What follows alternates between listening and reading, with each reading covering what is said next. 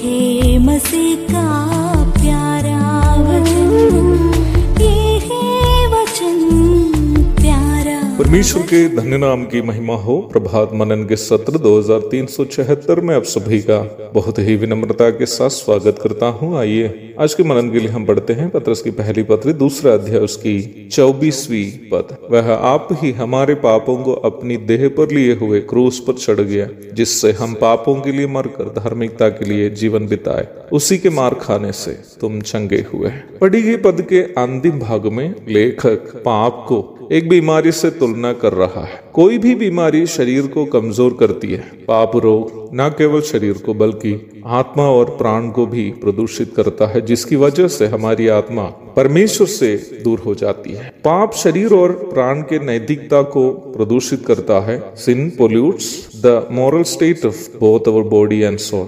प्राण का अनैतिक व्यवहार शरीर को वही काम करने के लिए प्रेरित करता है जो परमेश्वर की धार्मिकता के विरोध के है। रोमी अध्याय 7 की 18 से 20 तक पढ़िएगा। हमारी आत्मा हमारे पाप से प्रदूषित शरीर में वास करने के कारण पवित्र परमेश्वर के संपर्क में रहने में वह असमर्थ हो जाती है। यही वो वजह है जिससे हमारे शरीर और प्राण परमेश्वर से दंड प्राप्त करने हेतु योग्य ठहरते हैं। पापी को दंड देना एक ईमानदार न्यायाधीश का कर्तव्य है।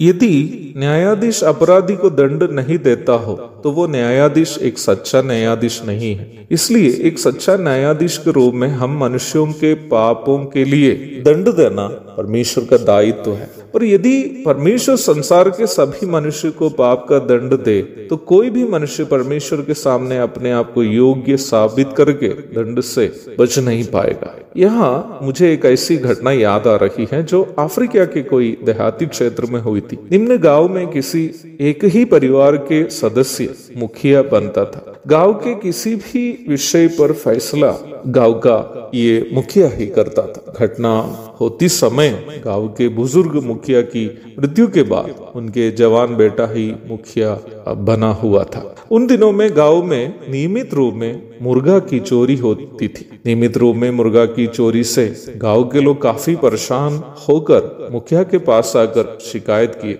मुखिया ने ये आदेश दिया कि मुर्गा चोर चोरी करना छोड़ दे, वरना पकड़ा जाए तो खंभे में बांधकर उस पर 100 बेतें लगाई जाएगी। पर चोरी जारी रही।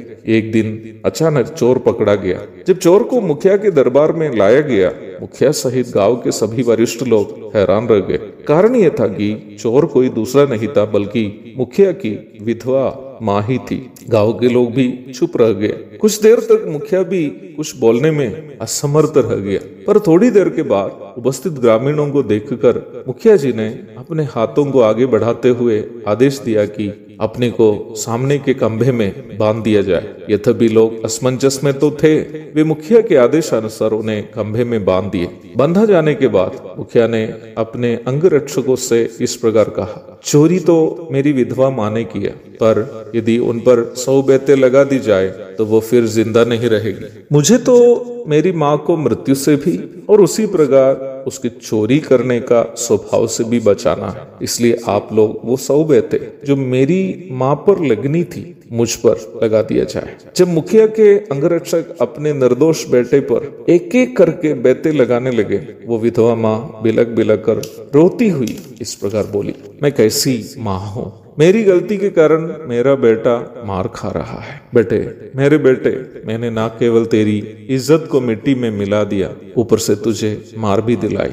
अब से बेटा मैं कभी कोई ऐसा काम नहीं करूंगी जिससे तुझे दुख उठाना पड़े। परमेश्वर जो हमसे अत्यघात प्रेम करता है, गत्समने से लेकर काल्वरी तक वही किया है जो मुखिया जी ने अपनी माँ के लिए किया है। जैसे मुखिया जी बेते खाने से उनकी माँ सजा से बच गई, वैसे ही परमेश्वर के पुत्र प्रभु यीशु मसीह पापी मनुष्य के खातिर निंदा, कष्ट, कोड़े और कीले को सहने से हमें पाप का अनंतकालीन दंड से हमेशा के लिए छुटकारा मिल गया। प्रभु यीशु मसीह के प्रायश्चित मृत्यु एवं पुनरुत्थान पर विश्वास करने वालों को परमेश्वर यीशु मसीह के कारण क्षमा देने से न केवल हमारे शरीर और प्राण नरक से बच जाते, बल्कि हमारी आत्मा परमेश्वर से संपर्क में रहने की सौभाग्यता भी प्राप्त करती है। एक और शुभ दिन की धन्य कामनाओं के साथ आज का मनन में यह समाप्त करता हूँ। प्रभु आप सबको आशीष दे। आमीन।